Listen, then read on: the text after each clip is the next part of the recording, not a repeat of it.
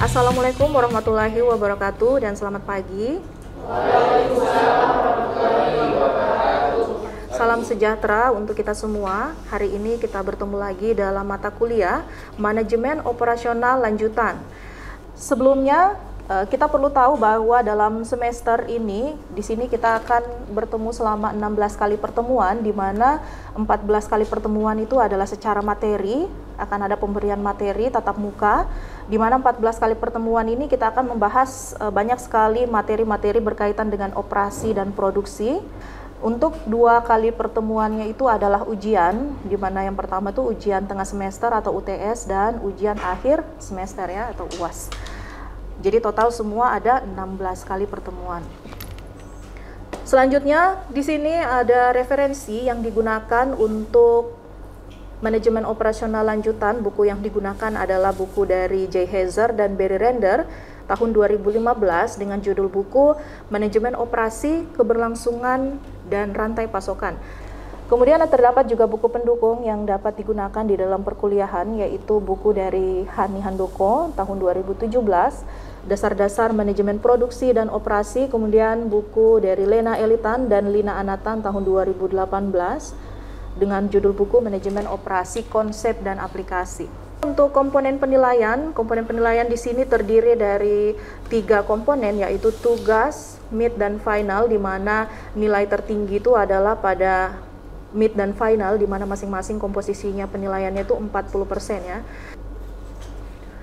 Kemudian untuk aturan di dalam perkuliahan, di sini mahasiswa diwajibkan untuk memakai pakaian yang rapi dan sopan. Nah, di dalam manajemen operasional lanjutan, mata kuliah ini terdapat capaian prodi yang harus Anda semua capai setelah perkuliahan ini selesai, di mana capaian prodi ini terdiri dari bagaimana Anda sebagai mahasiswa itu dapat mengimplementasikan ilmu pengetahuan Anda yang Anda sudah dapatkan pada mata kuliah manajemen operasional lanjutan untuk diterapkan kepada perusahaan atau di dunia luar, khususnya industri. Kemudian selain dari capaian program studi juga ada tujuan instruksional umum dan tujuan instruksional khusus. Nah, di sini kita melihat bahwa ada capaian pembelajaran mata kuliah yang akan dicapai pada mata kuliah manajemen operasional lanjutan. Di mana CPMK yang pertama, mahasiswa itu dapat menguraikan ruang lingkup operasi dan produksi serta strateginya dalam lingkungan global.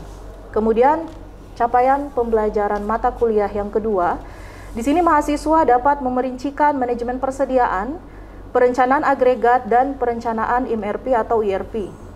Kemudian yang ketiga, CPMK yang ketiga yaitu mahasiswa dapat menguraikan penentuan jadwal jangka pendek JIT, operasi ramping, serta pemeliharaan dan juga keandalan. Nah, sekarang kita akan masuk kepada materi manajemen operasional lanjutan. Nah, sekarang kita melihat manajemen operasional.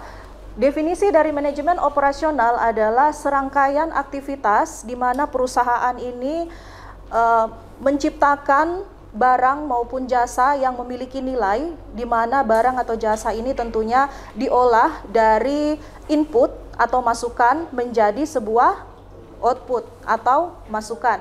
Nah, seperti kita ketahui bahwa input di dalam perusahaan itu terdiri atas sumber daya yang dimiliki oleh perusahaan, di mana sumber daya ini terdiri dari mesin ya, mesin, modal, informasi ya, dan juga fasilitas yang digunakan. Semua itu adalah input yang digunakan di dalam lingkup manajemen operasional untuk menghasilkan suatu barang atau jasa yang memiliki nilai. Nah, kemudian manajemen operasional di sini lingkup perusahaan yang masuk di dalamnya itu terbagi atas 2 ya, ada perusahaan manufaktur dan ada perusahaan jasa. Nah, selanjutnya kita masuk pada pengorganisasian untuk menghasilkan barang dan jasa. Nah, di sini kita lihat ada 3 fungsi ya, 3 fungsi di dalam pengorganisasian perusahaan, di mana fungsi yang pertama adalah pemasaran. Jadi awalnya kita masuk di pemasaran, seperti kita ketahui bahwa di bagian pemasaran ini tugasnya adalah untuk mempromosikan atau mengiklankan produk kepada masyarakat ya, atau calon konsumen. Selanjutnya kita akan masuk kepada bagian apa? Finansial. Nah, di sini apa fungsi dari finansial? Jadi seperti kita ketahui bahwa finansial ini berkaitan dengan pembukuan atau pelaporan keuangan yang menjadi patokan bisa digunakan baik itu kepada mitra, ya, pasokan, pemasok ataupun perusahaan lain yang bekerja sama dengan perusahaan. Baik, selanjutnya kenapa mempelajari Operation Manager? Tapi di sini sebelum saya lanjut ya, saya mau bertanya sama kalian, apakah ada yang bisa mengulangi penjelasan saya berkaitan dengan pengorganisasian di dalam perusahaan berkaitan dengan tadi? Ya, silakan Andri. Baik, di sini saya akan menjelaskan kembali mengenai organisasian dalam manajemen operasional. Nah, di dalam manajemen operasional itu terdapat 3 bagian organisasi, yaitu yang pertama pemasaran, operasi, dan finansial. Seperti kata beliau yang dijelaskan bahwa pemasaran itu memiliki fungsi sebagai untuk mempromosikan suatu barang kepada konsumen. Lalu operasi ini berfungsi untuk memproduksikan suatu barang sesuai dengan permintaan yang didapatkan. Lalu finansial ini berfungsi untuk melihat kesehatan keuangan dalam perusahaan. Mungkin itu saja jawaban dari saya. Sekian. Ya, baik, terima kasih Andriana atas jawabannya ya. Saya kira bisa dipahami semua mengapa perusahaan atau manajer itu perlu mengorganisasikan ketiga fungsi yang ada di dalam perusahaan. Ya, selanjutnya kita lanjut pada kegiatan operasi untuk barang dan jasa. Nah, seperti kita ketahui bahwa perusahaan manufaktur ataupun perusahaan jasa, masing-masing ini mereka mempunyai produk, baik itu perusahaan manufaktur ataupun perusahaan jasa. Nah, di sini perusahaan manufaktur menghasilkan barang yang berwujud seperti tadi ya. Jadi barang yang berwujud itu kita sudah tahu ada di sekeliling kita, banyak sekali yang bisa kita sebutkan. Ada meja, kursi, di luar lagi ada kendaraan, ada mesin pemotong, ya, dan lain sebagainya. Ya, sebelum saya lanjut ada pertanyaan? Ya, silakan. Ya, nama saya Salim. Yang saya ingin tanyakan adalah dalam manajemen operasional ini bagaimana caranya perusahaan itu agar dapat bersaing secara kompetitif. Ya, baik, bagus pertanyaannya ya. Jadi perusahaan dalam mencapai keunggulan kompetitif, di sini perusahaan harus merubah sistem ya.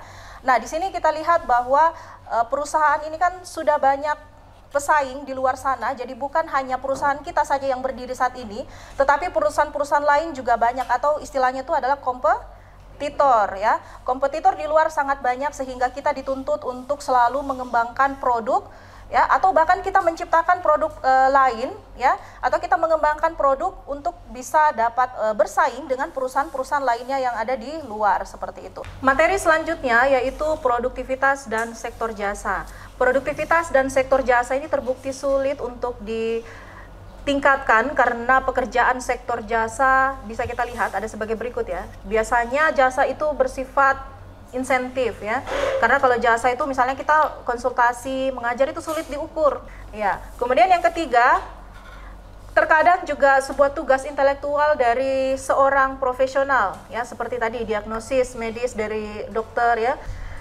Kemudian yang terakhir, sulit untuk mengevaluasi kualitas ya, karena kualitas ini kan dinilai dari konsumennya langsung, karena antara satu pelayanan yang diberikan oleh pihak perusahaan kepada konsumen diberikan secara langsung sehingga ada kontak di sana kan.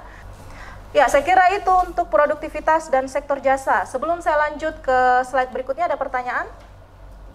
Ya, silakan. Perkenalkan, nama saya Santiani. Ingin bertanya terkait produktivitas dan sektor jasa. Pertanyaan saya, bagaimana cara perusahaan mempertahankan siklus hidup produknya? Jadi siklus hidup produk itu ada 4 ya. Yang pertama itu adalah fase pengenalan ya. Di mana fase pengenalan ini di sini perusahaan ini mengeluarkan banyak biaya. Setelah pada fase pengenalan, fase berikutnya adalah fase pertumbuhan ya. Jadi fase yang kedua adalah fase pertumbuhan, di mana di sini perusahaan ini sudah mulai stabil dalam memproduksi. Setelah fase pertumbuhan, fase yang ketiga adalah fase ya atau kematangan ya. Di fase ini sudah mulai banyak kompetitor yang muncul. Sehingga di fase kematangan ini sudah mulai kompetitor muncul, tinggal bagaimana perusahaan ini menghadapi. Kemudian fase yang keempat adalah fase penurunan ya.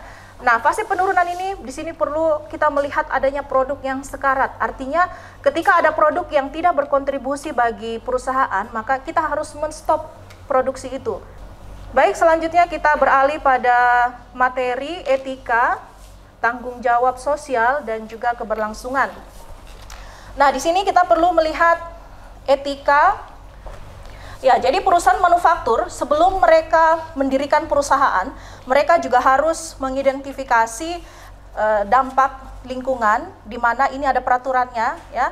Jadi di setiap daerah itu memiliki peraturan yang berbeda, tapi pada intinya perusahaan manufaktur yang akan berdiri ini harus mempunyai analisis dampak lingkungan atau AMDAL ya. Dan salah satu asrama di India, ini asramanya itu ditinggali oleh ribuan siswa karena dimulai dari siswa SMP sampai dengan yang kuliah.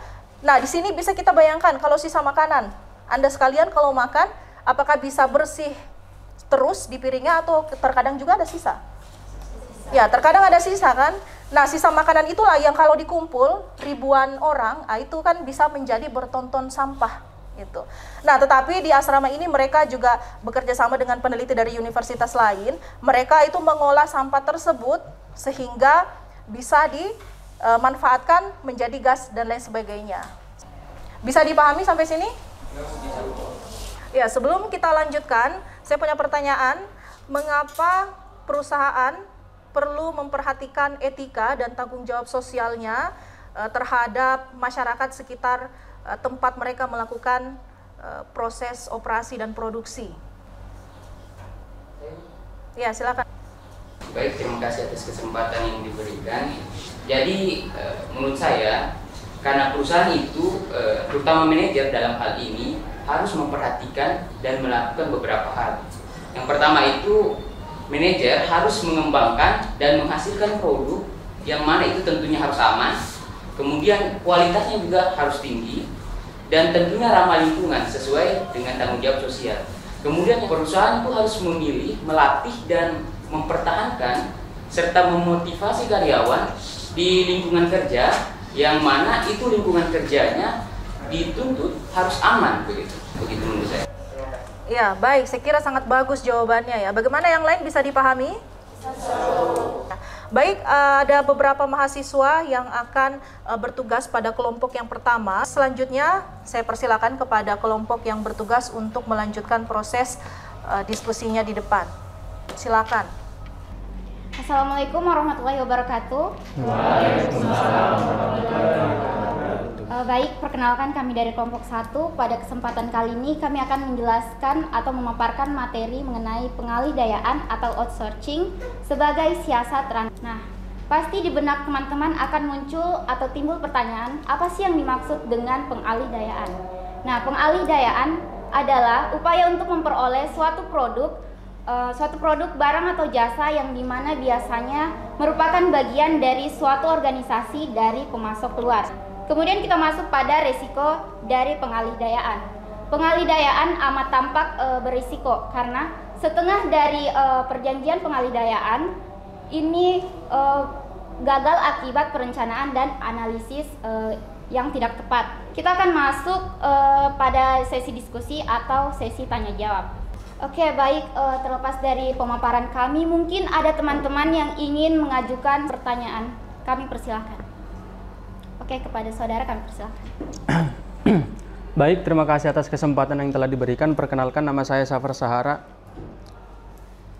Seperti yang kita ketahui bahwa pengalih-dayaan itu memiliki keuntungan bagi perusahaan. Bagaimana pendapat Anda? Terima kasih. Oke, baik, mungkin pertanyaannya akan dijawab oleh teman saya, saudara Renaldi.